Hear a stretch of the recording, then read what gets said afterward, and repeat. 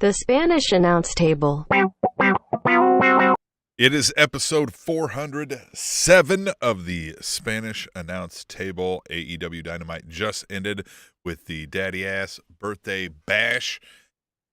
Much more involved with that Dynamite. So, Tom, how the hell are things as we get ready to talk about some great pro wrestling?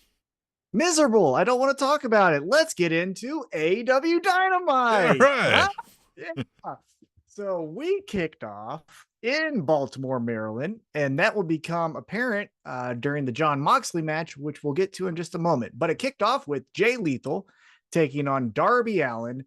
And Tim, this is where we already started with the Weirdsmobile and getting off to such a weird start of an episode. But Darby Allin, Jay Lethal, they start wrestling. They don't even get into the ring. Darby Allin attacks him outside of the ring. They're going every which way. One spot that I thought was cool was Jay Lethal putting Darby Allin in the figure four underneath the guardrail, so he couldn't get reversed in pro wrestling kayfabe, right? And then obviously he couldn't reach Jay Lethal because the barricade was the divider.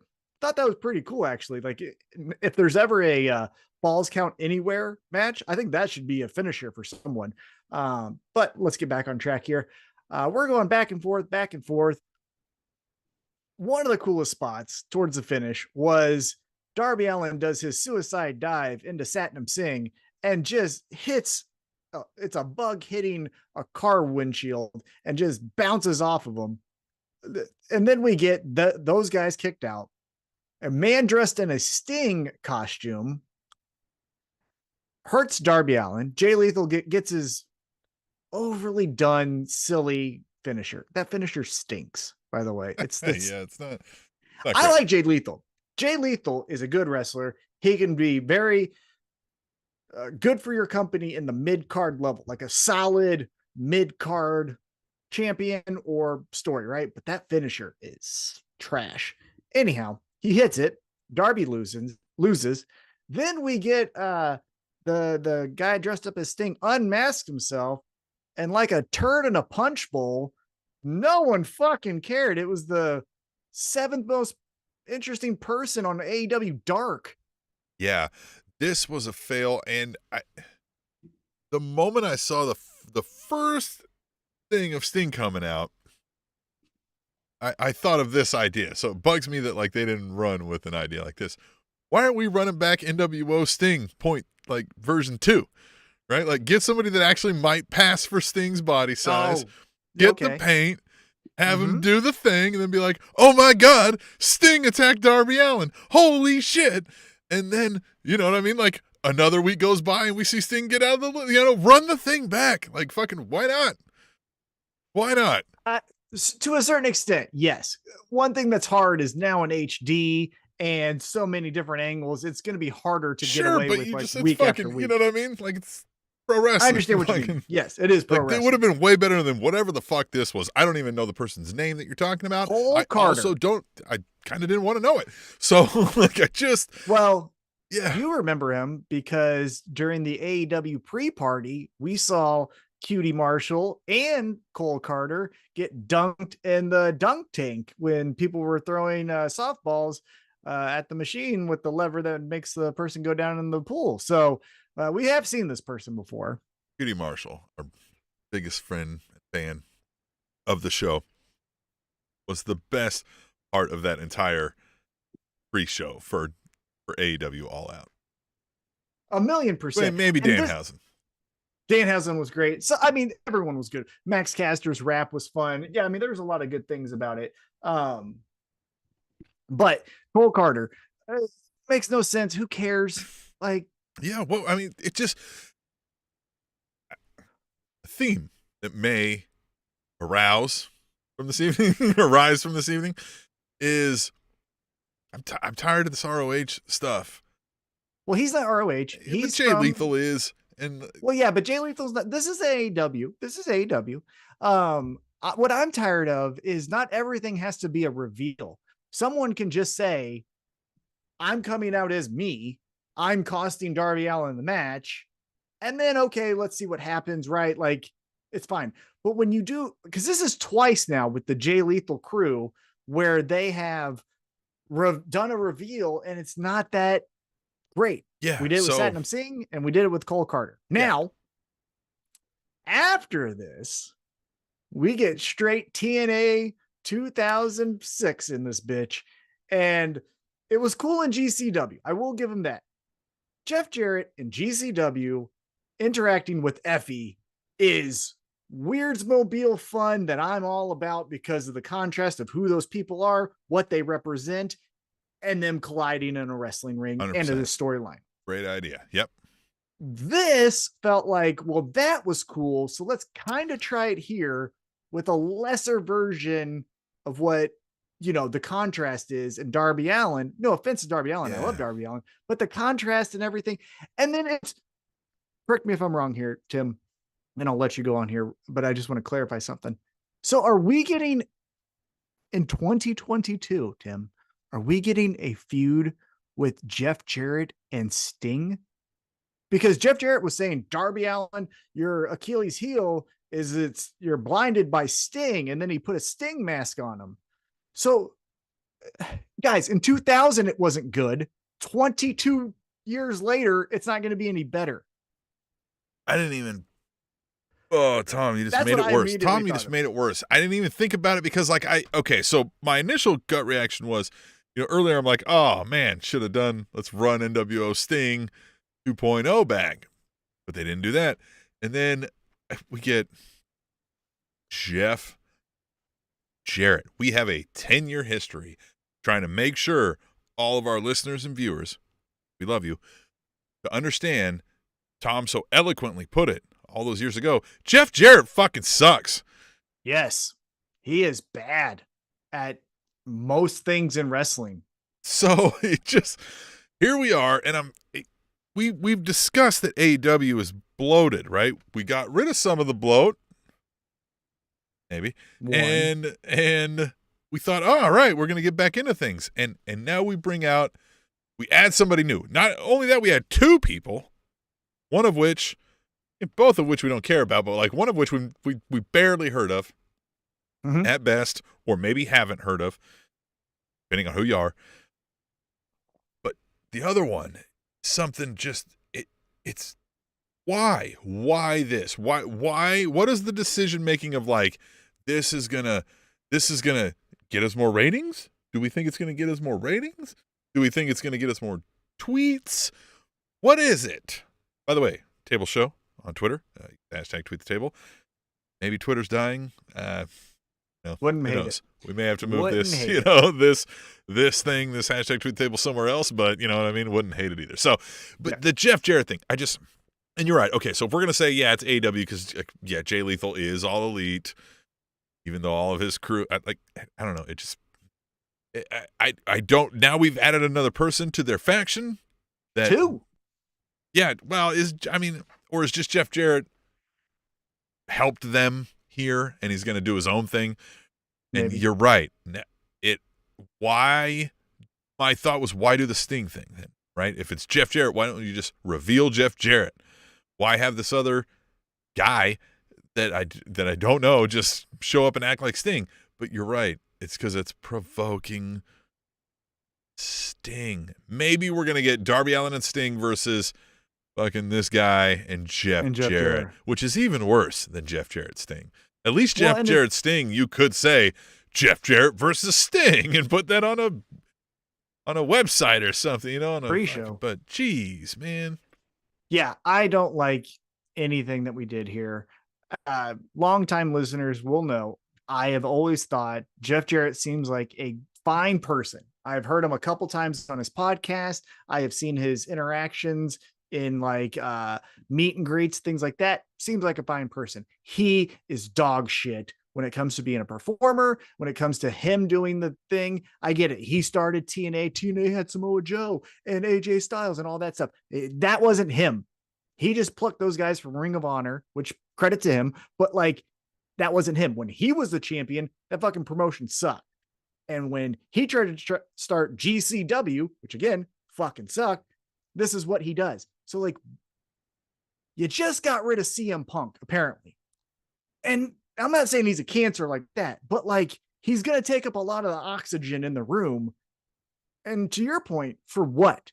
Are we going to get the Jerry Jarrett fans that are dormant and want Jim Cornette to be reincarnated in AEW in the form of Jeff Jarrett? Just nothing makes, not that it doesn't make sense. I get it, right? If they have a long-standing feud, Jeff Jarrett and Sting, okay, the story's there. It's not interesting. And on top of that, Darby Allin, since his feud with MJF, where he lost due to that side tackle and a 1-2-3, he got hit with the diamond ring. But you know how MJF beat him with the 1-2-3? Great match. One of the best matches in AEW. But since then, he has just been spinning his wheels. And with his style, he's not getting any younger. He's not going to go any less hard. Why would you put him in this? I get trying to elevate others, but already the focus is away from Cole Carter. The focus is more on Jeff Jarrett. And I don't think Darby Allin needs to be elevated because he's already surpassed him from Jeff Jarrett. Well, that's kind of it. Darby Allin isn't a singles competitor in AEW to me. He's a sideshow act that either is in tag team matches or is wrestling, a Jeff Jarrett type. Like it's not, he's not really there. To me, he's one of these like special guest Darby Allin in that regard. It just is weird. I don't like it. I am not going to be enthralled by this Jeff Jarrett story, right? And why he's mad at Darby Allin. Well, and especially and Darby Allin is a young kid, right? He's cool. Like, I don't know how old he is, but you know what I mean? Like, isn't like, what do we have to do this? It's one thing if Darby Allin was playing a legend killer type gimmick, or he was like, fuck the old guys or fuck status quo wrestling, but he's not. He's been respectful of all of that. He's all like, none of it makes any sense. And man, this feels like Tony Khan was geeked out to fucking talk to Jeff Jarrett and was like, yeah, let's bring you in, pal, and let's fucking. Yeah. This kind of shit is what hinders AEW, if you're asking. You ain't lying. So let's move on. Jon Moxley, before his match, cuts a promo. He says, hey, Lee, we liked you. We just didn't think you were violent enough. So tonight, when you face me, if you were picked on in high school or you want revenge, whatever it is, but you better bring it out because I'm going to put you in a corner and make you either fight or flight. And then we get to the match. So it was a AEW World Title Eliminator, which again is stupid, but we don't need to waste our time on that. But it is champion Jon Moxley taking on challenger, I guess, in this case, Lee Moriarty. Moriarty? I don't know how to say his last name. I don't fact check. I don't care. Lee, Cisco. And so this was good. However, the wheels fell off, and not to any one of their faults. But midway through the match, we got a good back and forth.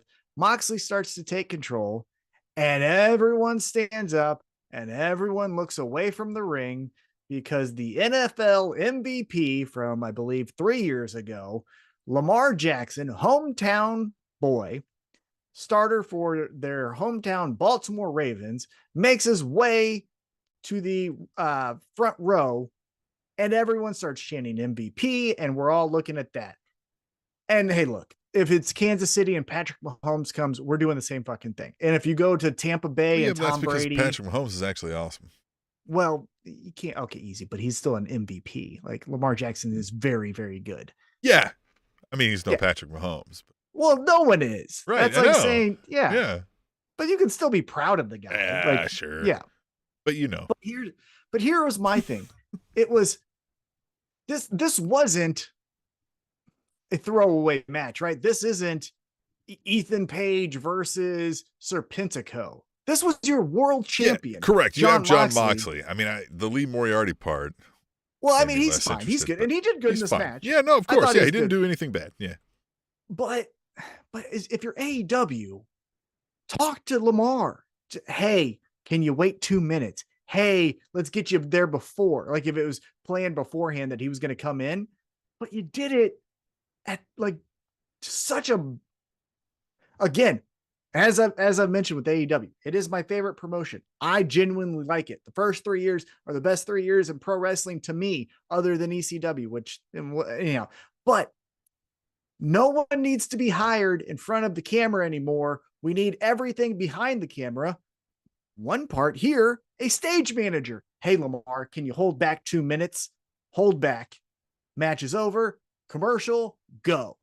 Like, just fucking think, guys. It's not goddamn hard to fucking run a show. If you need help, call me, motherfucker. Yeah. I've been doing this shit for 10 fucking years. Like, at TMac_816 on Twitter. Get at him. Like, fucking Christ. Do you know how many times I've had special guests at my events where I fucking knew, hey, during the fight, we're not going to fucking distract the crowd from a good round 2. So I'm going to hold them off until the end of the fight. Like, fucking think, you dumb shit. You guys are so fucking attention to detail. Yeah. It's like they're writing great paragraphs and none of the I's are dotted and none of the T's are crossed. Same thing that goes into, and WWE now suffers from this same problem that AEW doesn't do, and kind of what you said here. The same reason there's not a stage manager going like, hey, all eyes on the product right now. Hey, can you hold back? Because all eyes on the product right now. There's also not the attention to detail of, hey, what are our storylines, right? What's number 1? What's number 2? What's everything we're trying to tell? Because you're not just telling the Swerve Strickland and Keith Lee story and the Jon Moxley story and the Jericho Appreciation Society versus Blackpool Combat Club story. You're telling the story of a professional fighting organization that is being presented live to folks. And whatever, the rules are made up loose, so everything's kind of quasi-legal, and we get to see it unfold live. So if you think of it from that perspective, you start understanding, like, there's got to be a main story, right? There's got to be, these ins and outs and the cliffhangers and the kind of the worlds collide aspect that we've talked about, and there just isn't that attention. In that regard, there's an attention to detail, making sure we don't see the mattress there to catch somebody falling from a ring, a cage. We don't get somebody to stop the biggest celebrity in the building from walking out mid-match. Just all sorts of these little pitfalls. Yeah. Oh, there's more of it to come, especially during the women's match, which was just horrendous. Was that right before the main event? Well, we'll get to it. But in this match, Jon Moxley wins. The thing that I did like about Jon Moxley is this was another good match because he beat Ethan Page, who was on commentary, and Ethan Page said, like, I lost similar way that Lee did, is that, Jon Moxley is known as the blood and guts and street fight and everything. But in these matches, like the one tonight, he can show you, like, I'll beat you with an arm bar. Like, you think all I can do is barbed wire or,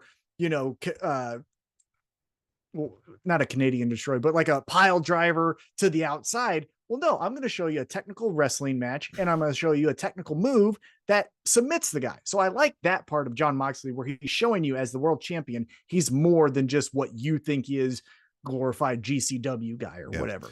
Another interesting aspect here, and we talked about this with the Jericho Appreciation Society, of make me miss you. You don't got to be there every week. You know what we did not see? We didn't see the Devil. We didn't see MJF out here to watch over Moxley. We didn't see, you know what I mean? We didn't see him lurking. We didn't see him getting interfered. Now, there was the cliffhanger of him being beaten up, so that explains his absence. But here we go. He's absent, right? I don't have to see him this week. I know what the story is. I'm going to get to that. Definitely. So here's the thing that I wanted to talk to you about, though, is post-match, Ethan Page walks in, or runs in, attacks Jon Moxley. Jon Moxley and Lee are beating him down. Hey, there we go. We're standing tall. And I'm going to jump ahead a little bit to make my point here. So after the Chris Jericho match, Jericho grabs the announcer, Ian, whatever his name is. Good announcer. I like him. But that was good, yeah. He grabs him. Yeah. What?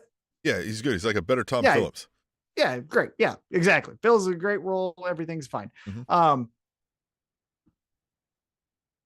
your guy, Jon Moxley, gets beat up here, and the Blackpool Combat Club just goes, well, I mean, poor John.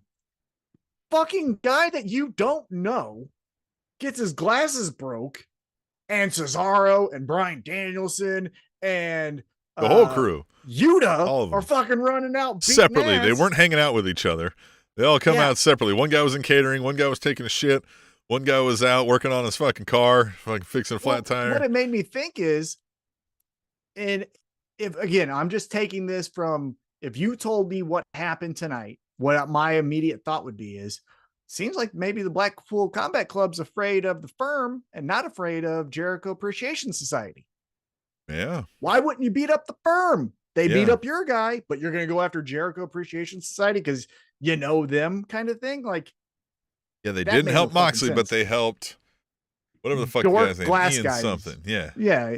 Ian farts in his mouth or whatever the fuck his name is. I think that's it. Yeah, I think it is.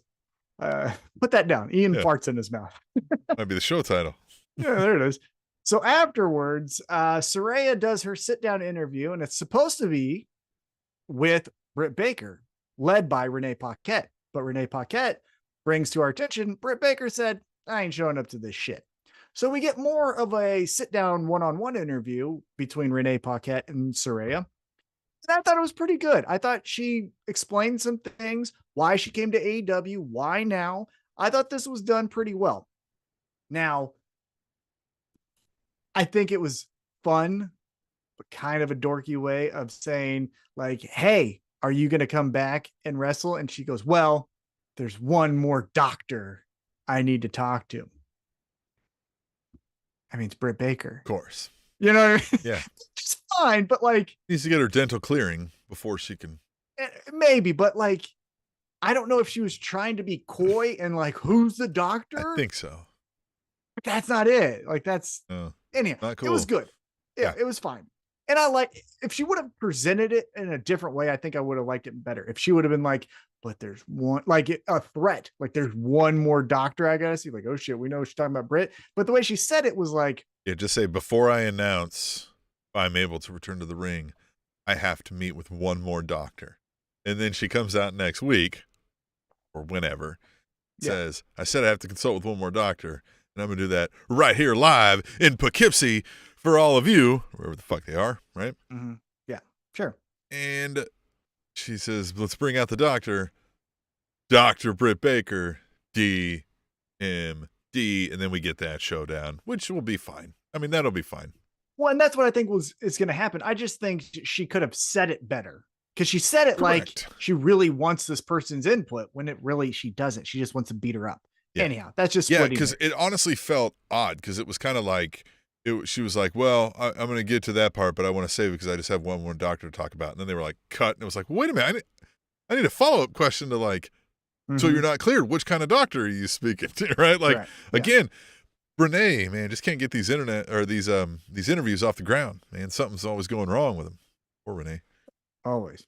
But she's doing great. She did this really well. It's not her fault. She's awesome. There's no stage manager. That's what fuck's going. I'll tell you that much for sure. Then we move on and we get Billy Gunn's birthday bash. And how much fun was this? I will say, and maybe I'm just in a critical mood, and I apologize if that's the case. I'm in a lot of pain. We'll talk about that later.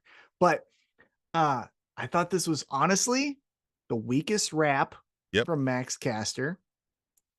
It was kind of like when MJF did the cosplay of a babyface. Yeah. It was still Max Caster doing Max Caster stuff, but it was all birthday daddy. You know? All this felt very pedestrian and very much like go out there and play the hits. Yes. And just get to the next town. And I just, even this, like they had to get somebody's sign from the crowd as a gift for him. Well, even the crowd was like, what are you talking about? I didn't bring anything. We weren't told to bring anything. Bring a gift, right? Yeah. So it was just odd. And then, they got adoption papers. That's kind of fun. That's the right? payoff. That's the fun part. If we would have stayed focused and just said, hey, we're the Acclaimed. It's Billy Gunn's birthday bash. We have one huge surprise that we have for Billy Gunn. It's the adoption papers.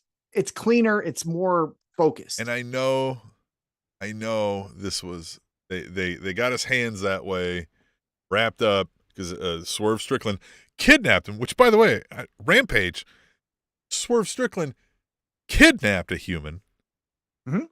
tortured him, Mhm. and then just a la Dexter Loomis, it just like Billy Ass is showing up with his hands taped, and he's like, "Yeah, fuck it, we'll talk about that later. Happy time." Anyway, so he's got his hands wrapped up because of that, but never no mind. Nothing bothers Daddy Ass, right? Yeah. But the thing they missed here is the casts or the wrap should have been done in a scissoring. I know we set this Well- up so they could have the foam fingers. Yeah, the foam fingers was the payoff. And so buy the foam Gosh, fingers. I yes. get that part, right? Of so course. that was good. And the foam fingers I'm going to have. Oh, of course. As soon as they're on sale, Yeah. you're going to see them on this Well, podcast. that's great. Nobody's going to suspect anything because they're just a peace sign. Hey, what's up, man? Just be saying. Yeah. Boop, boop, boop, boop. And then you meet another and- guy with one and you fucking scissor him.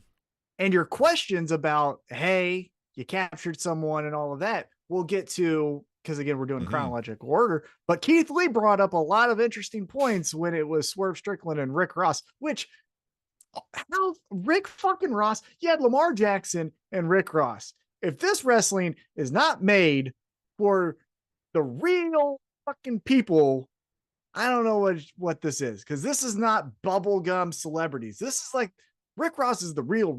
You know what I mean? Yeah. Like, he's like, first of all, have you seen his video with DJ Khaled about almond milk and his conspiracy theory? Oh, yes. It's the yes, best I have thing. seen that. Yes. Yeah. I Yeah, thought yeah. Keith Lee should have came with almond milk, but anyhow, that was just me. But with this, we get to the adoption papers. I thought that was a good payoff. That was fun. Billy Gunn seemed genuinely touched. He's like, "I'm going to be your daddy?" And as expected, because this did make sense. Mhm. Then the ass boys come out and like, hey, what the fuck? Yeah. We are your But- kids. But for them to stay true to who they are, they said, oh man, well, we did know about this birthday bash. So we did get you something. And then W. Morrissey with the big foot to Yep, daddy ass. uh-huh. And then they run in to beat up the Acclaimed for then FTR to come out, because again, ass boys cost FTR the match against Swerve in Our Glory. And that the ending made sense. It was too much. Hey, we're gonna grab from a fan. Hey, Billy Gunn couldn't go to the celebration. You know what we're talking about? And he Yeah. does the suck it, Which was again, fun, too. That was a great line. But again, Yeah. the fucking TV camera missed it. Mm-hmm. fucking God, Jesus, Mary. Just it's not hard. It's not fucking hard, Yeah. but they make it hard. I won't get upset. Because I like AEW. But here's the fun part. FTR gets the belts and they slowly hand it to the Acclaimed. What do we think about this? Is FTR gonna bypass Swerve in Our Glory and get those first shots at the Acclaimed? Maybe. Well, I think what we'll get is we're gonna do the run it back, Swerve in Our Glory Acclaimed. We'll allude to Swerve in Our Glory's issues later. Spoiler alert, that may come to a head, costing them that match. Acclaimed are still your tag team champions, while over here we've got the FTR taking out the Ass Boys, or maybe the Ass Boys find a way to scheme out those ROH titles or whatever, like you said, Mhm. right? Mhm. And then FTR claimed after that. So it was announced for next week that it's going to be the Acclaimed and FTR versus Swerve in Our Glory and the Ass Boys. I think this is where we get, again, I keep saying it every week. It's my John Cena turns heel, but I think this is when Swerve Strickland turns on Keith Lee. I don't even think we're going to get part 3 of Swerve in Our Glory and the Maybe. Acclaimed. I think that's what happens. Maybe John Cena shows up. Heel. Hey, the real ones are showing up in AEW. Trina, Rick Ross, Kevin Gates, John Cena's a West Side gangster. Gun. I mean, John Cena's right in there with them all, obviously. Yeah. So after the FTR group, gang, whatever you want to call them, tag team, hands the titles back to the Acclaimed, we go backstage with Tony Schiavone, and he is with his best friend, Britt Baker. And she just says, cut the bullshit. Jamie and I want to wrestle. That's what we want to do. So on Friday, find us something. We got an open challenge, us two versus any two women. Bring it. And then they do the DMD, which again, Tony Schiavone does with her. Jamie Hayter does not. She just, Still to stays this true day. to who she is. Later on in the night, though, it's announced that at Full Gear, it's going to be Toni Storm taking on Jamie Hayter. It was also shown in a video package that Jamie Hayter and Toni Storm actually were BFFs. And that during the pandemic, which, side note, it's still a pandemic, they lived together, and now they're not friends. So I guess my question to you is, early prediction, early guess, I guess you could say. What do you think happens here with Jamie and So yeah, Toni maybe Storm? we're setting up the tag team match so that we can get a little bit of tension again, right? Get them in a spot where they're like, hey, what's going on? And then we build to this like, hey, we were friends again. But then Britt Baker's there trying to mess things up, maybe cost Jamie Hayter the match. Jamie Hayter proceeds to beat that ass like she owes her money. And then now we've got. You know what I think? This would be fun. This is how I'm writing it. If I had a pencil, I would show it to you, but I don't. But this is how I would do it. There it is. I would do the tag match next week or Friday is Jamie Hayter, Britt Baker, open challenge. It's answered by Toni Storm, Hikaru Shida, or whoever, right? Other person. Through shenanigans, Britt Baker, Jamie Hayter win. They pin Toni Storm. Jamie Hayter pins Toni Storm because of shenanigans, whatever that is. Toni Storm looks at her like, I think you could have beat me, but like you chose to do it the wrong way, right? And then Britt Baker is like, yeah, we won. And Jamie Hayter looks at Britt Baker and it says, hey, I'm going to fight her legit. Like, I'm going to prove to her that I can beat her. Then at Full Gear, I have Britt Baker cost Jamie Hayter the match. Now we get that on purpose. Like, no, it's not going to be only champion. Yeah, I'm the only champion in this group. Cost her the match. So then we get those two to go off with each other. I believe Thunder Rosa is going to be coming back sooner rather than later. I would not be shocked at the end of Full Gear if it's Toni Storm holds her title up, Thunder Rosa holds her title up. Then we're going to get that match. Thunder Rosa beats Toni Storm. Jamie Hayter comes out on the victorious side against Britt Baker. Jamie Hayter, Thunder Rosa. Jamie Hayter beats Thunder Rosa, becomes champ. And guess who is the first one to congratulate her? Toni Storm. That's what you do. Damn, I'm like it.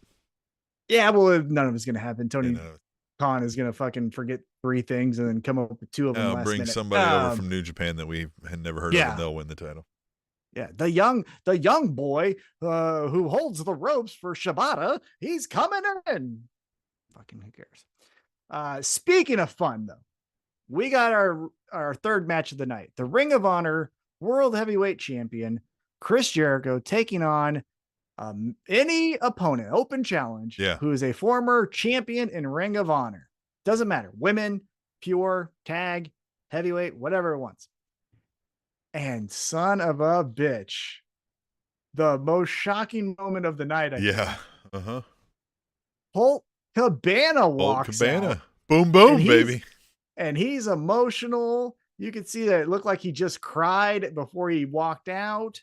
Yeah. They're chanting boom, boom. They're chanting Colt Cabana. Sounds like a settlement has been finalized. That's what it feels like. Well, and also it kind of proved CM Punk right or wrong, excuse me, where he said, I have nothing to do with Colt Cabana not showing up. The entire time you're in AEW, 13 months, to my knowledge, we didn't see Colt Cabana one fucking time. The first time your resolution with AEW is finalized, whatever that may be, Colt Cabana shows back up. Just shows up. Yeah. Now, this puts a big wrench in what I thought was going to happen. Yeah. CM Punk coming back. Yeah, might not be happening. Yeah. God damn it. Now, that's again to say, I mean, money is money. So we'll see. But I get the feeling CM Punk, Bill Brooks, as it were, now views himself as above AEW, so he won't be talking to them. I'll go talk to someone else. To peek behind the curtain, just to have this side conversation real quick, because I don't like to go into the rumors and all the bullshit, right? Yeah. However, we were at All Out. Mm-hmm. CM Punk raises the championship. Yep. MJF says, I'm coming for the championship. Before Punk really got into all of his bullshit, it's him and Tony Khan, and they're sitting there like, oh, can you not wait for all the money we're going to make? Because this is going to be the best storyline of the winter or whatever you want to call it. The end of the year, we're going to kill it. And in a month's time, Tony Khan is now saying, hey, Colt Cabana, let's give a fuck you to CM Punk. We're going to put you on TV. So I just don't get, because again, the fight was between the Young Bucks and CM Punk. Tony Khan has said plenty of times, hey, I think it's good sometimes when not everyone gets along backstage because that makes for better television. Yeah. So what? I think what CM Punk's, where CM Punk went wrong here. And again, actually, this might be answering somebody who commented on our YouTube. I don't know if you saw that, where I said, if somebody's telling you CM Punk was in the right here, ask them to show you their tattoos, because they probably have weird tattoos. 10 times out of 9, I said. And this person said, I get no tattoos, and I'm waiting for you to tell me what CM Punk did wrong. 100% right. What CM Punk did wrong here, to be fired, is he was publicly airing his grievances with profanity about employees of the company and degrading the decisions made of the CEO while he was sitting next to the motherfucker. That gets you fired in every fucking job. In every fucking job, that gets you fired. So what did CM Punk do wrong? That! You can say he was right in what he said, but fuck all that's subjective. Like, what he did was an asshole-ish dickhead move. You can say Hangman did a dickhead move by calling him out on a promo.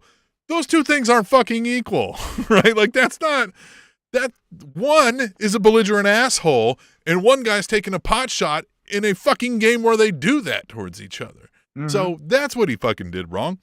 And that's where Tony Khan was probably like, hey, Jesus, man. You know what I mean? Like, like we said, you're shit talking the hiring decisions of who's running the fucking company here. I fucking hired those people. You know what I mean? Yeah. Just like I fucking hired you. Like, I signed your fucking check too, which I don't want to do anymore now because of the way you fucking talked about me.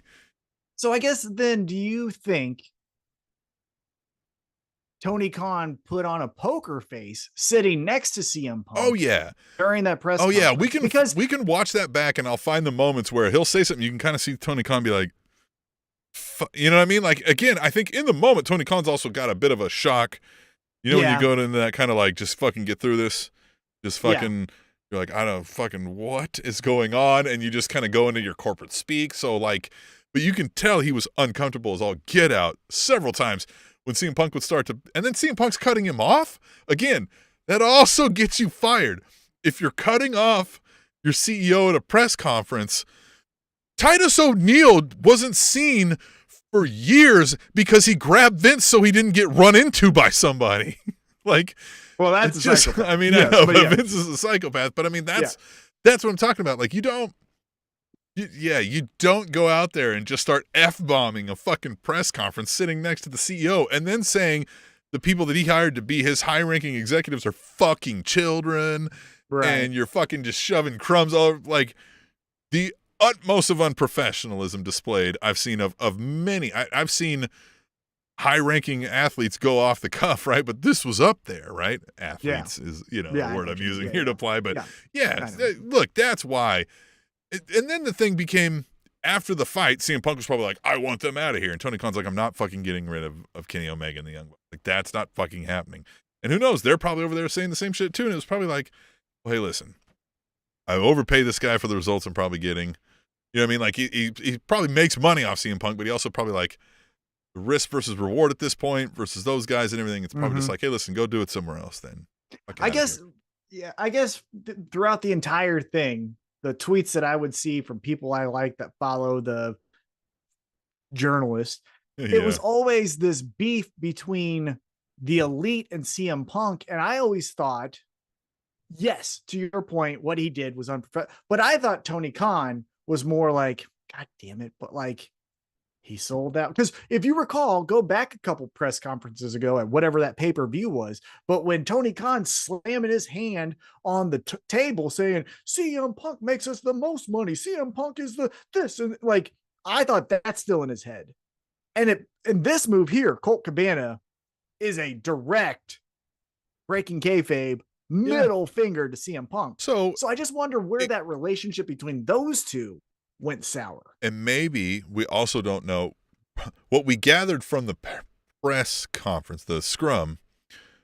CM Punk discussed ongoing legal issues he had. And he started dragging Scott Colton about things about like sharing a bank account with his mother, which may be for several innocuous reasons. But yeah, it sounds like, remember, he's like, I've got all the emails. It sounds like CM Punk is toxic. Phil Brooks is toxic, which we've all kind of understood. And maybe when then having to deal with him in a legal issue, following that, you start kind of pulling out those rose-colored glasses off. Be like, I don't give a fuck that he makes us the most money. I don't want to have to fucking babysit this guy.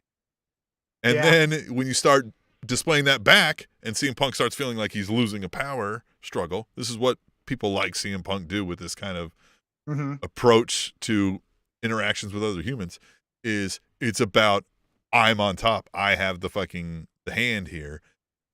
And then at some point, Tony Khan's like, oh, no. Right. I'm a then fucking billionaire. Like, I don't give a fuck. Yeah.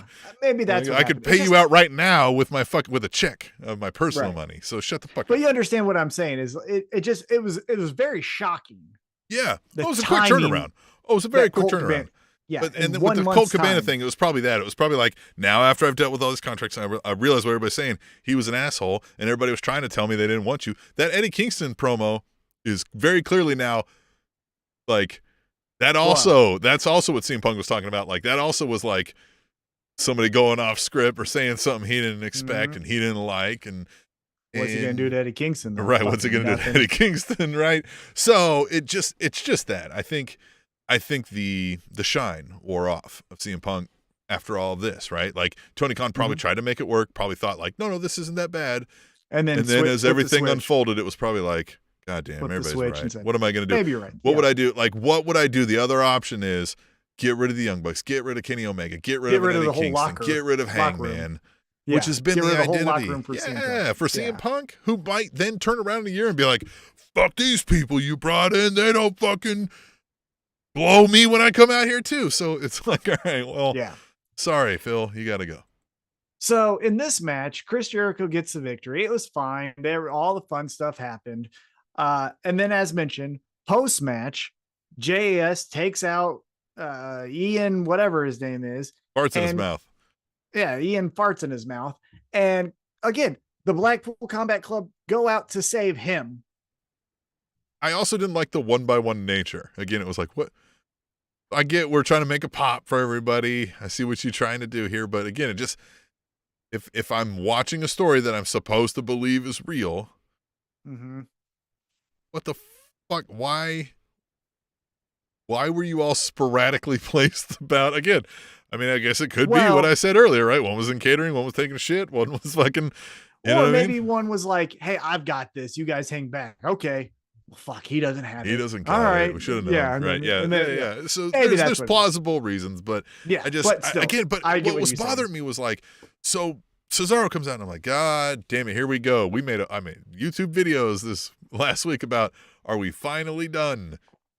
JAS versus Blackpool Combat Club. And no, we're not, because one by one, here they come, and then we're going to do it some more. Well, if I'm peeking behind the curtain, I think the reason why is the decision has been made by whoever it is. Apparently fucking Chris Jericho, because apparently he has got that pull at AEW, that at the pay-per-view December 10th, it's going to be Chris Jericho versus Claudio in a rematch for the World Championship, which then I think will lead to who the fuck is really going to beat Jericho for this championship.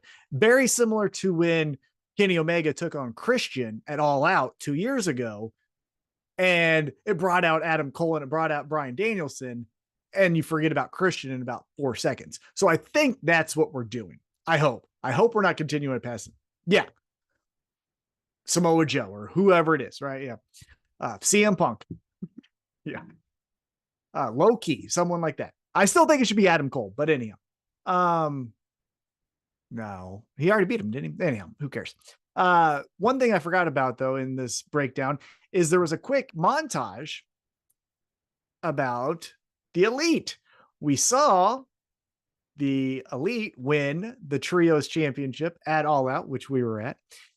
And then you see an editor's hand, and then apparently like a Final Cut Pro or some type of editing system.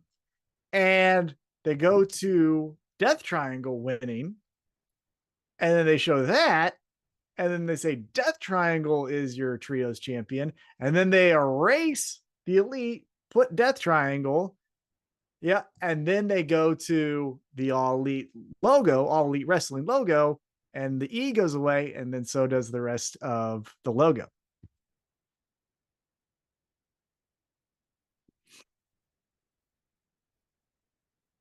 I think it's more pointed at the company still, but I think their sights are, hey, those are ours. We're still the Trios champions.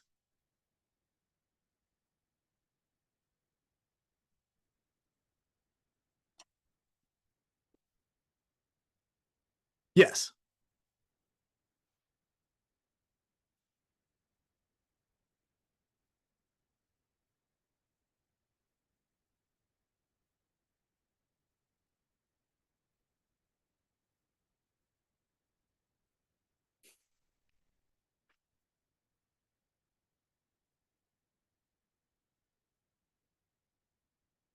Yeah. Wouldn't be shocked. Yeah. Wouldn't be shocked. Yeah. Yeah. Mm-hmm.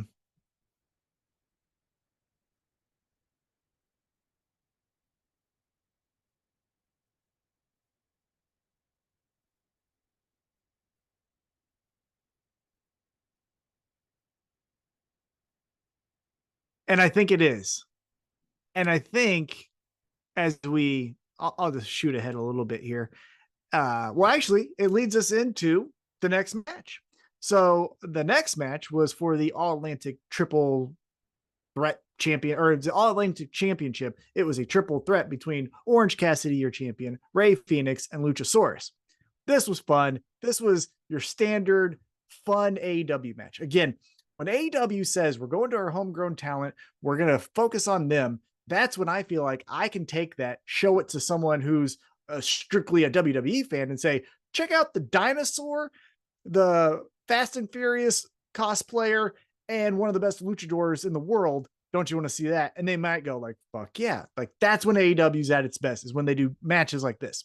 So we get all the fun spots.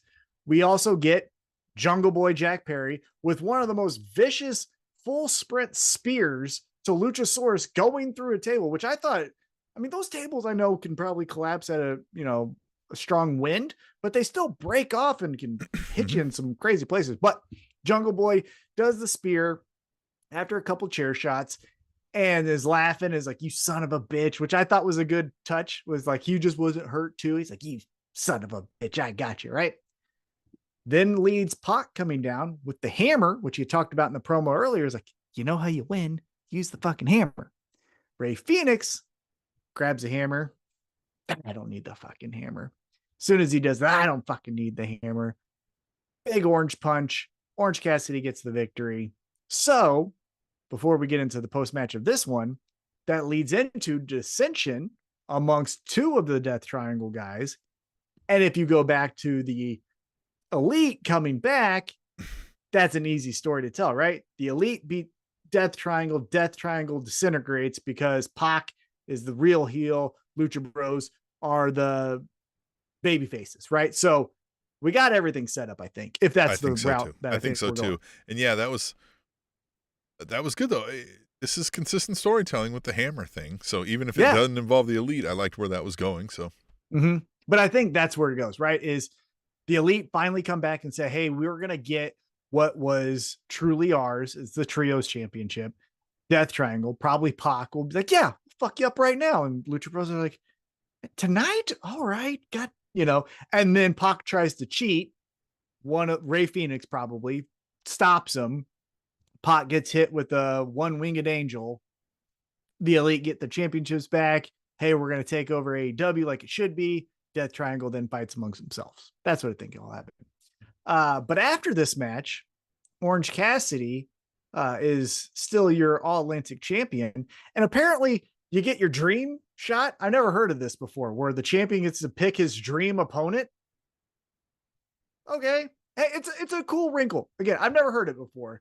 I would get it, right? Hey, I'm champion. I would always love to fight that guy. But I thought in pro wrestling folklore here is champions can just name whoever. They can be like, all right, I'm giving you a title shot tonight. Like they always have.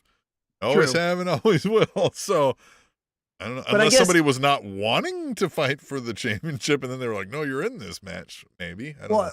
Well, from what we got, and we get Shibata walking out to make the save because Pac is then beating up Orange Cassidy. I think the kayfabe thinking is Orange Cassidy is forcing the hand of AEW management to get the New Japan Pro Wrestling guy, true. Shibata. It's not an all elite person. It's not an all elite person. It's anyone I want. Bread.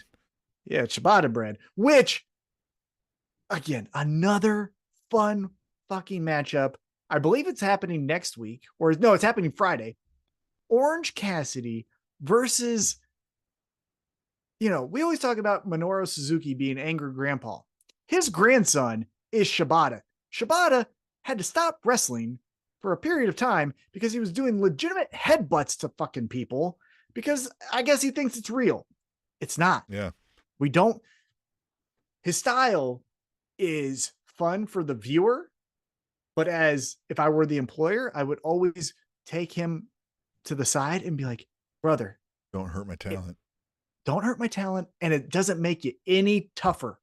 When someone says, here's my chest, and you go, guess what? Fucking kicking it as hard as I can.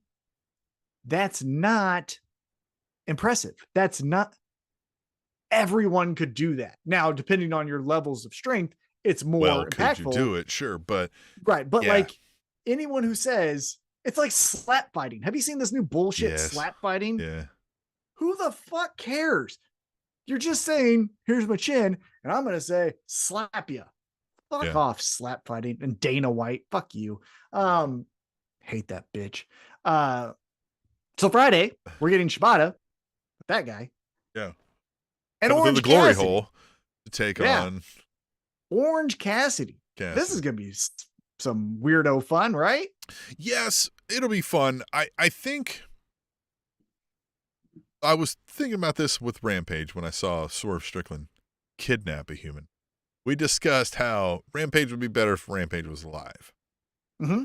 But if they can't do live for whatever reasons, it's infinitely more expensive to do a live show than a tape show and scheduling and touring and all of that. But let it be the thing where people might get kidnapped. You know what I mean? MFer might wind up a foot up his ass, right? Like literally, right? Like let's get something. Let's do the zany, crazy stuff to where I'd be like, hey, you gotta check out Rampage. It's only an hour, but holy shit, guy got his balls cut off or whatever it is. You know what I mean? Like something crazy that kind of enhances the story. So you gotta kind of see it. I don't know. But this sure might be a hard-hitting match, but I don't get that feel from it, right? Where I'm like, gotta see this or I might miss something cool. I think we're going to see something cool because I've always liked the aspect of babyface. Mm-hmm. And again, it's not same styles where it's, I'm going to top you by kicking you harder than, you're going to kick me. It's two completely, two ends of the spectrum. Yeah, exactly. Sloth and then 100%. So that's the interesting part for me. And there's not a clear, this is a babyface, this is a heel. So you got to know how that match is going to work. They're both baby faces. So the heck? We actually might hear Orange Cassidy get booed. Yeah, maybe. There's people, if you saw how Shibata walked out, that crowd went crazy for him. They love him.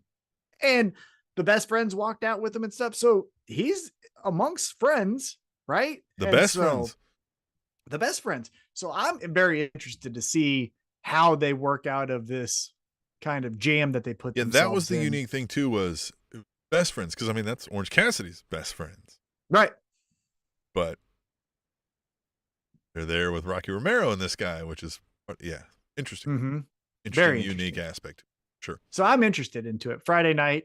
And again, another live episode of Rampage. That is how it needs to be. I like this. Here's what I would do if we really want to have some fucking fun. If Shibata wants to puff his chest out and be like, "Oh, I'm the toughest guy in the world," Mike Tyson's on commentary. Have Mike Tyson hit him. Then let's see how fucking tough you are, bud. Mike Tyson at 56 is still gonna fuck you up. Go ask Roy Jones Jr. Yeah, that's a thing with Rampage where it's like, okay, something might happen. That's the kind of thing is you get all your celebrity guest commentators and stuff, put all that on Rampage. Mm-hmm. Yeah. And then after this, I kind of messed up my notes. I apologize. Let's get into, we get the backstage of Swerve Strickland and Rick Ross. Oh, and they're celebrating because they're just living life. It's boom, boom, boom. The best. I'm the boss. Rick Ross. Yeah. Mark Henry should have been in this segment, by the way. Mark Henry should have been standing next to Rick Ross. And then they've done it like who's who, right? It's been a full circle moment for the Spanish announce table. For us. For us. The best moment. But I understand why they didn't do it. But Keith Lee walks in as they're celebrating. Tony Schiavone's trying to press Swerve a little bit. I'm like, why'd you do all this stuff? And he's like, man, what miss me with that kind of stuff? Me and Rick Ross, we're hanging out. We love life. Then Keith Lee walks in, side eyes, kind of the whole situation, says, so Swerve, you've been talking to Rick Ross, but I've been texting you and I've been calling you and you're not answering any of my calls. So now that we're here, let's talk about Friday. And the most interesting question I thought was, so you did all this to Billy. Who filmed it, Billy? Or who filmed it, Swerve? Who filmed you? Rick Ross. I mean, the way you would have thought, maybe. Rick Ross sounded like he was about to do that to Tony Schiavone if he didn't act right. No. Well, I mean, poor Tony. So I thought this is where we're going to get some fun stuff next week. As I mentioned, the 8-man tag, whatever. I don't do math. But Swerve in Our Glory, obviously having dissension. What do you think? What happens on this 8-man tag? Yeah, I don't know. I mean, I don't think we're getting the breakup on Rampage, right? But we'll just get more of the thing, right? They bump into each other, or Swerve's like, F this, I'm going to go drink with Rick Ross, or something leaves the match, maybe. Yeah, I think the pivot is FTR Acclaimed. I think they realized, hey, Swerve in Our Glory is more interesting against each other than together. That's ran its course. I think we're going to figure a way out of that, of them number one contenders. It's going to be open. Well, who got screwed in their match to become number one contenders? FTR. FTR takes out Ass Boys. FTR then looks at Acclaimed and goes, let's get to this. And then I'm hoping we get that edge back from the Acclaim, because everyone loves FTR. Everywhere they go, they're getting the biggest cheers, or, up in the top 3 biggest cheers of the night. Acclaimed is too. Sure. But Acclaimed isn't going to like when they walk out and, during the match, they hear FTR. So I want Max Caster, I want Anthony Bowens to get a little more. Well, here's what I know aggressive. To be true as well.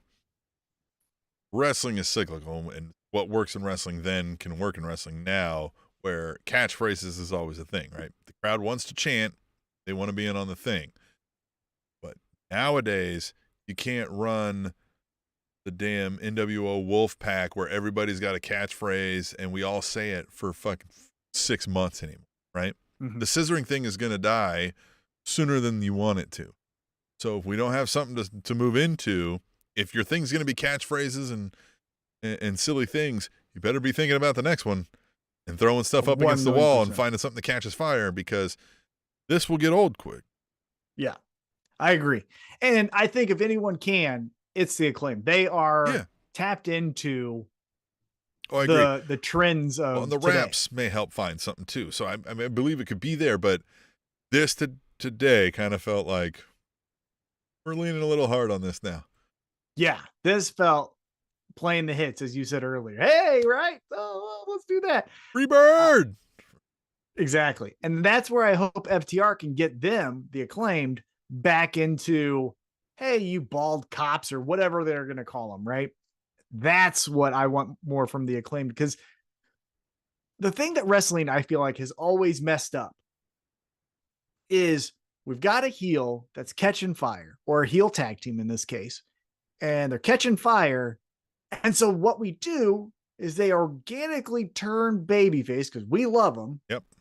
But then they lose the thing Yeah. that Then they we like. adopt Becky Lynch. babyface Yeah.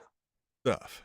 Becky Correct. Lynch is the biggest attribute of this. The man, right? The authority can suck it, Triple H and all that. And then by the time she gets pregnant, she's just doing big clothes, big time. And we fuck that version, right? So with the Acclaimed, they need to be doing stuff that is sophomoric to the extent where they're annoying their competitors. And the competitors are like, "You're dorks, it's not even cool." But it is cool to the people who are like, "Yeah, fuck them." Right? Like, yeah, that's right. If I can give them a wet willy or whatever it is, right? Like, do those things where we're like, "Yeah, fuck them," right? You know, like, it's what DX did with the crotch up. It was something that wasn't proper, something that maybe didn't even make sense, right? Like they would just do these things that would annoy the other competitors and thereby the people who are straight laced and like the John Cena's and that kind of thing, right? Well, John Cena's the one who I thought did it the best before he completely sold out to the hustle, loyalty, and he respect. changed things up. But when he was doing the rap thing, he was always like in Boston wearing the Yankees jersey. But then he did not change a thing about who he was, except for, you noticed in Kansas City, he's wearing the Chiefs jersey, right? And it's subtle. It's still a jersey, right? He was still wearing the jersey, but now it's the hometown team. And with the Acclaimed, one of the things that they were known for is cutting down the hometown of wherever they're at, right? Just take that part out, cut down whoever that person is in the ring, like you did already. And then I think we got something good. And like you said, scissoring's going to get old quicker than you want it to. So what's next? And for, again, those two, I think they'll figure it out. They'll know what it is before. I mean, look, you could keep the scissoring as like your thing, but making it your whole entire presentation has got to end soon. I keep scissoring as part, like, instead of tagging, you guys scissor in and out of the ring. I think that's perfect. Yeah. I think that is a perfect idea. What was not perfect, Tim, was match number 5. The AEW TBS champion, Jade Cargill, in just a train wreck of a segment with the worst wrestler on AEW's roster. Worse than that Cade Kendrick, whoever the fuck it was earlier in the night. Marina Shafir, who is bad. So bad. Seems like a good person. Sharkbait knows her, says she's very pleasant to be around. She's married to Roderick Strong. Nothing against her personally, but for her to take up time on the flagship show, she isn't ready for it. On top of that, we didn't know what we were doing. We had Nyla Rose and Vicky Guerrero kind of doing commentary, but then not doing commentary, and Jade Cargill wrestling, and then maybe going after Nyla Rose, but then still wanting to keep her undefeated streak. And then Marina Shafir just getting her ass kicked. Yeah. And then we missed the shot of one of the baddies is going to jump Nyla Rose to get the title, but Nyla Rose took her out because we missed it. And we just got that baddie looking at her head or something, or looking at her hand. Just a train wreck. I hated this segment. This was one of the worst segments they've ever it was bad. done. It was all very annoying. And I know, like, the Nyla Rose and Vicky Guerrero part was supposed to be annoying. Not and good, it was though. annoying in a bad way. Yeah, it was go away heat, as they say in the business. Not the like, ooh, I want to boo you, right? And the camera work was god awful. We missed everything. We didn't know where to look. No one was told what the next spot was. Apparently, it was if you want to know why I get so upset with AEW's television product, just watch this match. This is the definition of it wholeheartedly. The wrestling was fine. Jade Cargill is still doing really good, especially with the small experience that she has. Marina Shafir did fine. She, served her part. But everything else was Sad. doo-doo feces. Now let's get into, Tim, we forgot. That match Oh, yeah. was right before the main event. So it was time for the women. Right. Yeah. We didn't Right get it before the right, main but- event. Right. Yeah. right Always. before the Yeah. main. But anyway. Just like that segment, we didn't get it our timing either because we didn't plan for it. But we got to the main event, Ring of Honor World TV title match. Champion Samoa Joe taking on Brian Cage with Prince Nana. I think that's how you say it. Il Nana. And big meaty men slapping meat. You can't Sure. hate it. Yeah. Big meaty man slap meat, which was fine for what it was. Brian Cage doing that front flip over the top rope into Samoa Joe. I mean, his athleticism is off the definitely charts. spots. I mean, again, man, this was the main event. ROH, right? Like I was like, I'm ready to be done with this. Everyone's ready to be done. Everyone, in my opinion, is ready for Wardlow and Samoa Joe to stop teaming together and fight each other. That's what we want. Now, I wouldn't mind if they just stopped teaming and then just didn't even. Well, I will say Samoa Joe retains his championship. That's cool. Post-match is a beatdown, all the fun stuff. Wardlow comes out. They walk away. But then Wardlow gets taken out for the second time by Powerhouse Hobbs. All right there. Yeah. Powerhouse Hobbs dethroning Wardlow is what needs to happen. I wouldn't hate it. Wardlow's great. Powerbomb Symphony, fine. He's lost his edge. He's kind of directionless. Powerhouse Hobbs, your heel doing that, and then the babyface coming from underneath to overcome Powerhouse Hobbs is way more interesting than just babyface just does it to everyone. So Powerhouse Hobbs, this guy right here, needs to beat Wardlow. Yeah, well, because that's just the thing with Wardlow doing this. The only natural progression of somebody is a Wardlow, and I just powerbomb people, and nobody could beat me in a fair fight. Well, then he needs to be getting rid of that title anyway, because he would be heading towards a higher grade title, and we're not doing that. Well, Wardlow, I wouldn't think we should, at least right now. You know, it would be interesting, Tim. MJF wins the title, then Wardlow's fresh up to be like, now I get to put my hands on you. I get to take what you stole. You could easily do this to where Wardlow still looks good. Powerhouse Hobbs becomes your champion. You still have shenanigans with this Gates of Agony people. So where you can do the Wardlow Samoa Joe match one more time, kind of right off into the sunset, but they cost Wardlow the TNT championship. Powerhouse Hobbs now is your champion, but obviously Wardlow would have beat Powerhouse if the Gates of Agony didn't interfere. Of course. And then, or how about this? Ooh, God damn, I love when I come up with a good idea on the spot. You do a triple threat match. Brian Cage, Powerhouse Hobbs, Wardlow. That is a lot of big meaty men fighting. And Powerhouse Hobbs. A lot of meat getting slapped. Exactly. Then you have Powerhouse Hobbs pin Brian Cage. He's your new champion. Wardlow notices that later on in the night, MJF just beat Jon Moxley. He thinks to himself, well, the last time I looked at MJF, I powerbombed him 10 times and beat him. Maybe I want that. Yeah, I can do that again. Right there, Tim. Damn, I'm great. Well, and that would be great too, because if MJF had some master plan, right, and he's got this thing that I think the least thing he's expecting is fucking this guy again. Exactly. God and that's damn it. And that's where the interesting part of his story comes is, let's say he does this the right way. He beats Jon Moxley the right way. He doesn't use the ring. He doesn't use the firm, and he overcomes Jon Moxley. I think after this, John Moxley gets that vacation for 6 weeks that he was Maybe supposed to get more. after All Out. Yeah. And so he rides off into the sunset. He doesn't look any worse because he's the heart and soul of AEW, so he can take this, right? But then MJF is, yeah, I did it right. Isn't this great? Yeah. Hey, look, now doing this right, I realize I can take the whole world. Who wants it? Like, who? Come on. And Wardlow walks out and he's like, God damn it. Wardlow's world. And then, Fuck. and then you have the like, I can't beat him. I know I can't beat this guy. Yeah, straight Wardlow up. could even be like, I'm glad to hear you're doing things the right way. You're not going to cheat.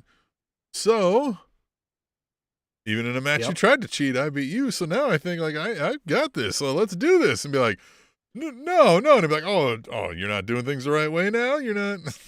Yeah, and it's this inner battle to where then we get the devil.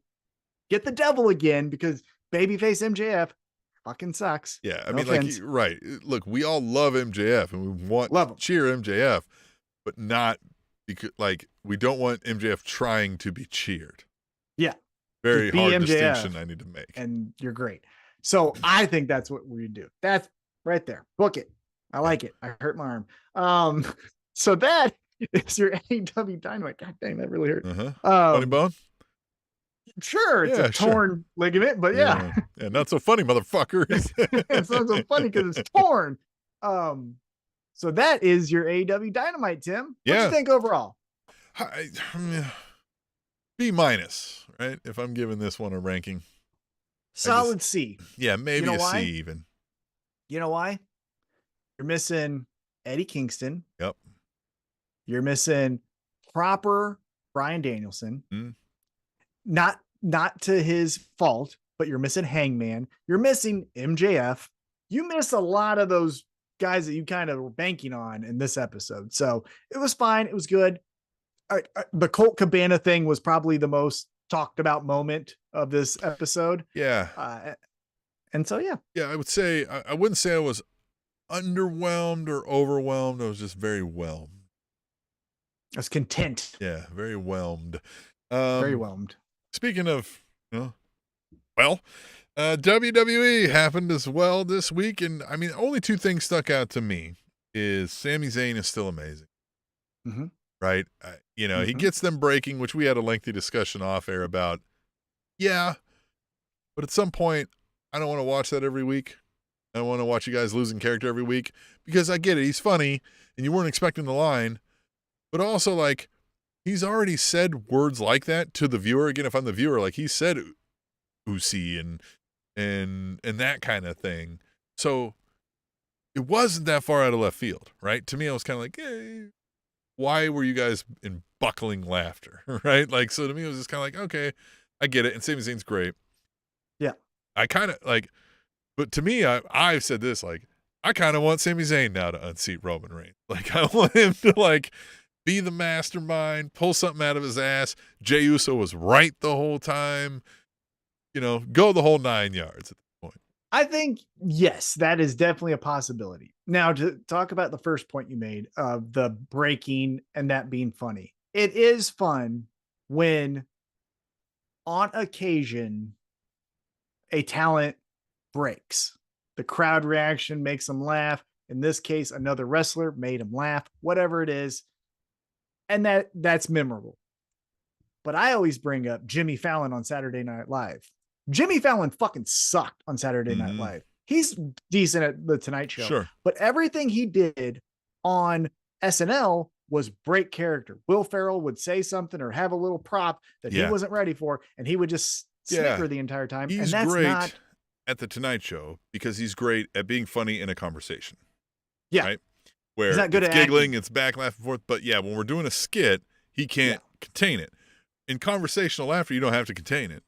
Right. You know what I mean? Back and forth. And also, it doesn't take talent. Put me up there. I'll stand next to Sami Zayn, and when he says "Usi," I'll laugh. Yeah. That's easy. Right. I thought it was funny. Like, it's not hard to break character. The impressive part of why you're on television is because you don't break character. What I did notice from it, though, was fast forward to Raw. Roman Reigns shows up on Raw. He's going to give a speech. And, everybody's chanting Usi over him, right? Yeah, well, the storyline, the reason he's there for is dumb with with the Logan Paul thing. But everybody's chanting Usi over him, and he's like, you know what I mean? He kind of he knows the pause, let him do it, and then he even throws in. He's like, "Don't worry, like we're working on getting him more Usi, right? Like get that out, and then move on." What stuck out to me there is we've known this, but I think we're not appreciating it because it's WWE and the storyline has been running a long time, and now Sami Zayn is the focus. But the transformation of Roman Reigns from coming back to, remember the nursery rhyme? That wasn't too long ago. That was in the course of this show where Roman Reigns could barely speak without tripping over his own shoelaces. You know what I mean? Like, it was just bad. And now he's in control of the whole thing, right? Like, he's working that crowd greatly.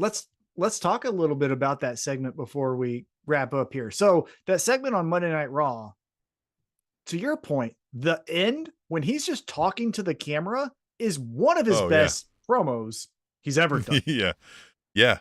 And it wasn't in a microphone. It was just to a camera because he seemed to be feeling himself. Mm-hmm. Awesome. And that's the Roman Reigns that I don't mind seeing. However, let's take a couple steps back. Miz walks out. Oh, geez. And he's like, hey, first off, he's dressed like an idiot. Yeah. He didn't wrestle immediately after this, at least to my memory. He didn't wrestle right after getting knocked out. But anyhow, he walks out looking like an idiot, already contrasting like, what the fuck is this? This is an eyesore. But he says something somewhat interesting of, hey, Logan Paul can knock you out. Like, Logan Paul has a good right hand. This is the layers that we talked about, right? Like, hey, I brought Logan Paul in. Okay. So then what the fuck do you want? And Miz speaks to that. Hey, I know that this right hand's legit. Also, they keep selling this idea that he has steel pins in his right hand. Yeah. Also, like that wouldn't matter. Hey, I know him pretty well. I can give you information, and then we'll go into another topic after this real quick. I've got this Dexter guy. Won't you take care of that? I'll take care of Logan Paul. And it's interesting. And he's doing everything. The other thing that's annoying about this is Miz did nothing wrong. I get that he aggravated him by saying Logan could knock you out. Yeah. And so the segment ends before that promo with Roman Reigns just knocking him out, which then Miz wrestles later in the night against Ali and is like putting it to him. Yeah. So now we have these layers of like, so Ali's not as good as Miz, and Miz is obviously not good as Roman. So what's the fucking this point? This spot was tailor-made for R-Truth. It should have been R-Truth. R-Truth comes out because he's like, the truth, you know, Roman says the truth is, which is what they've been doing with R-Truth. For the last several weeks, if somebody mentions the word truth, and he comes out. He comes out and he's like, I know, I've been training with Logan Paul, or I've seen him back here, I do it. And then he's like he's like, what about if he lands one lucky punch? And that's where he goes, everybody keeps talking about how he might knock me the fuck out. Right? Because nobody gives a shit if Truth gets knocked out in that spot. You know what I mean? Like, it makes sense. It's where he's done left and right. The whole thing with the Miz is, like, it was just a glimmer of hope of like, are they about to do something weird with like, now we're going to introduce another character into this Roman Reigns, Logan Paul story? But no, it was just like you said, it was a setup for a fucking one-liner. Yeah. And Miz wrestled later that night. It wasn't as if we just never saw Miz again. So it just was stupid. It was the wrong person to do that, or the wrong time. Now, let's quickly talk about this Miz Dexter Lumis bullshit ass whatever the fuck real quick. Yeah, what did Gargano say that was Gargano said in a spoof of 60 Minutes with dramatization that's played by him where he's all these characters, that Miz wants attention. So after Dexter gets fired by the WWE, mind you, Miz hires Dexter to get attention. And so it was all a ruse.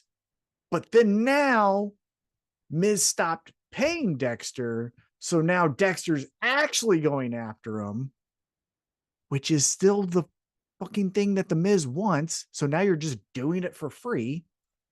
Yeah. And that's the whole thing. Feels like you couldn't come up with something good. We talked about this. You better deliver something cool. Didn't. Hey, what did I say when this whole Triple H thing started? Oh, it's cool. Dexter captured someone and took them off. Well, right. Now we're getting to phase 2. By the way, Is it that cool? Make sure if you're not watching us live, check out our YouTube, youtube.com/SpanishAnnounceTube at Spanish Announce Table Podcast. We had a Stop Being Emo video. Got a lot of viewers, got some subscribers off of it, so welcome. We had some commenters point out that none of these people are fucking emo. Now I think Katie brought up the term emo. Maybe goth is a better term or whatever. But you know what it tells me is that's why we don't like you emo people, is because you're making this distinction. So well, yeah, we're doing a catch-all of saying spooky. What we mean is nerds trying to act spooky. Yeah. Or the spooky thing of like, yeah, Bray Wyatt, mysterious or dark. Dexter Loomis, is Karrion Kross. We're just lumping you all together. Yeah. We're being mean. Right, we're yeah. Being mean. Fucking shoving you into lockers. Speaking of, you mentioned the only other thing that stuck out to me, Bray Wyatt. So we get another Bray Wyatt coming out being, it's just me. And now another masked somebody, but it's him by the voice. And it's Uncle Howdy. It's your Uncle Howdy. Look, I might want a wrestling pig before I want this. What the fuck is going on? And this is what I mean. I love suspense. I love a series or a show where, what the fuck is going on? I can't tell what's going on. Is this going on? Ooh, is this person really? Ooh. But that's not what's happening here. It's just like, what? What do you say? Like, it's his fucking molester uncle? Like, I don't get what's going on. Here's my biggest issue with it. Again, we don't know what we don't know. So in 6 months, it all makes sense. The crumbles, the QR code. I'm not into all that shit. I got too much other stuff going on. Everyone's fighting for attention, so you better fucking make it count when I'm watching. That's what I'll say on the front end. The World Series is on. Yeah, the World Series is on.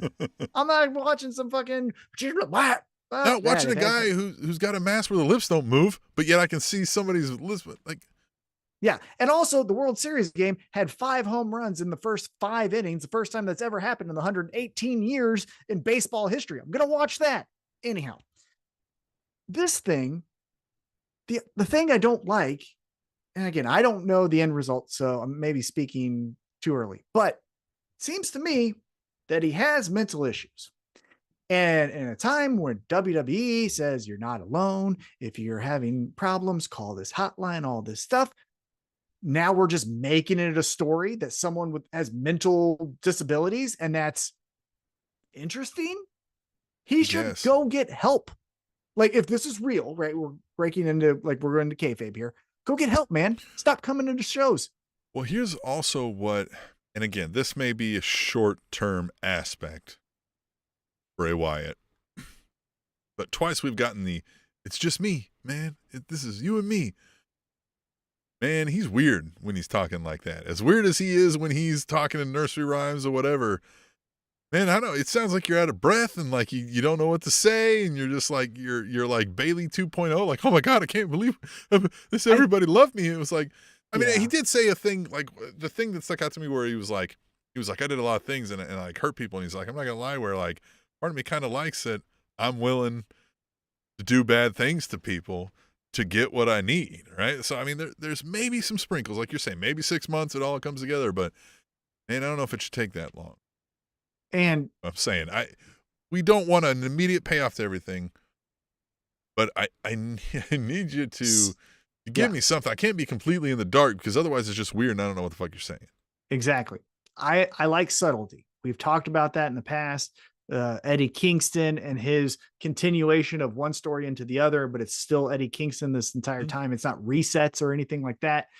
Hangman Adam Page, obviously, like that. Roman Reigns, since he came back, has been the same consistent character throughout all of these different feuds that he's had. So it's not that I need to be hit over the head. And I do like subtlety, but to your point, I don't even know what the fuck we're talking about anymore.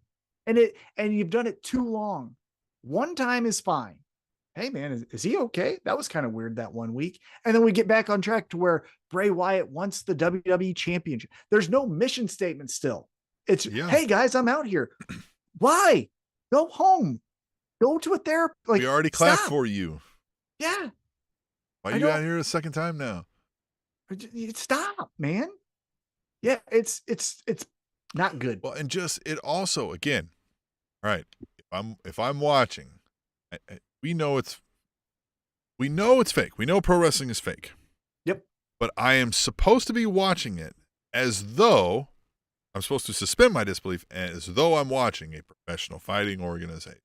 Mentioned earlier. No way in hell did you guys book as your final spot of the show. Bray Wyatt comes out to tell us all that he's fucking happy that he's back. What? Like what? You could do it once. You could do it once where, hey, he's back. Let's hear from Bray Wyatt, like you did the first time. Yeah. Okay. But you wouldn't put But that yeah, on your main event slot, right? Yeah, like twice. It's not. You're saying that Triple H is writing down Bray Wyatt wants to say hello. Yeah. Times Not a two? world title match. Not Roman Reigns. Yeah. Not. Nope. Bray Wyatt is saying hey to everyone. And again, he gets interrupted by himself. The Mask. That's his weird, creepy, molesting uncle. But it's him. But it's him. But it could not be. But it might not. Yeah. But it might not be. Go explain that. Do an elevator pitch on the Bray Wyatt character. Yeah. Guarantee so again, you that the doors open before you're getting done. So what I'm not being told is why I should care that Bray Wyatt talking to himself. Yep. What Bray Wyatt wants to do. Mm-hmm. Who is going to have a beef with Bray Wyatt? Or who Bray Wyatt's going to have a beef with? None of it.